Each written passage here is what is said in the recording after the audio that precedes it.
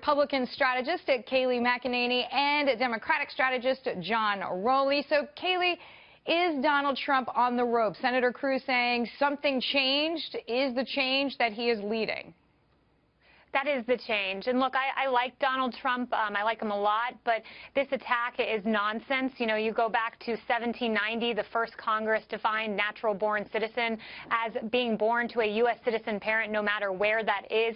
Ted Cruz fits that definition. The only reason that Ted Cruz is being attacked on this issue is because there is no other issue candidates can attack him on. He has a stellar conservative record. Marco Rubio tried to attack him on immigration. That failed. That was a false attack. There's nowhere to attack Ted Cruz, so you have to go after this, which is a bogus situation, if you ask me. John, President Obama would very much agree with Kayleigh in the sense that it became such a distraction for him, and oddly enough, at the hand of Donald Trump, that he at some point did release his birth certificate after saying he wouldn't from Hawaii.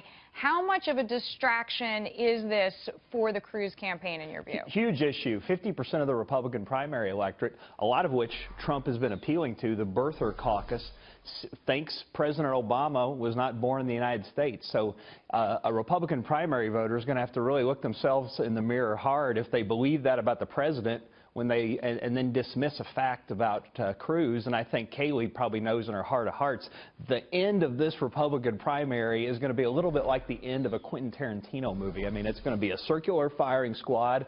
Everybody's going to get gunned down or seriously wounded, and whoever the Democratic nominee is going to be standing and strong. No, that's not true, because Hillary Clinton's going to be untested. The Republican nominee will emerge after being tested, Kayleigh, scrutinized. I want to bring in that point, because right this second, if you look, it does seem as if Bernie Sanders actually has a bigger following than Hillary Clinton and people under 35 years old. And if you look right now, we're going to show you Clinton really only holding a very slim lead right this second over the Vermont senator. So, John, I'm going to come back to you.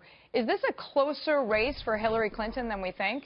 Well, if we're looking at numbers and not just listening to commentary, the race for quite a while has been an 8 to 13 point race. So I think there's some coverage of it that makes it feel like it's a 30 or 40 point race. Also, there haven't been a lot of contrasts and attacks so far. I think both sides has realized that Bernie and Hillary are both pretty popular with primary voters, and some of those contrasts are going to come into sharper focus in the next couple weeks. Kayleigh, what is your take on that? Do you still think that Hillary Clinton basically has this nomination for the Democratic side? I do think she does. You know, she's proven herself impervious to scandal, whether it be violating federal law and being investigated by the FBI when it comes to her emails, whether it's quid pro quo corruption at the Clinton Foundation. She's proven herself impervious to those things in a Democrat primary. But here's the thing. Hillary Clinton is a poor presidential candidate. She has all these scandals that Bernie Sanders can sweep under the rug, as he did during the first debate, saying let's forget about those beep emails. He can sweep them under the rug. But I can tell you this, if Donald Trump or Ted Cruz is the nominee, those will not be swept under the rug, and she will be held accountable, and she will be proven to be the weak candidate that I think she is, and the candidate that Barack Obama swooped in and beat as a no-name senator from Illinois. I want to ask you both, because it looks as if there is a possibility of yet another wild card. Michael Bloomberg, according to sources, former New York City mayor, has done say some polling, exploratory research on whether or not he should jump in at this moment. As I see it, that would take votes from both sides. Kayleigh, what's your take? I don't see him as a huge threat to the Republican nominee, because here's the thing. This is a mayor who endorsed Barack Obama. This is a mayor that was a Democrat before he was a Republican. This is a mayor who implemented Orwellian-type restrictions on how much we can drink and eat in the city of New York. So anyone who's a conservative or even leans right is not going to look at Mayor Bloomberg as a viable candidate. Although, Hillary Clinton, however, is a huge threat. John, what is your take? Because he is socially liberal, fiscally conservative. And that is a formula that can appeal to a large swath of people. Sure.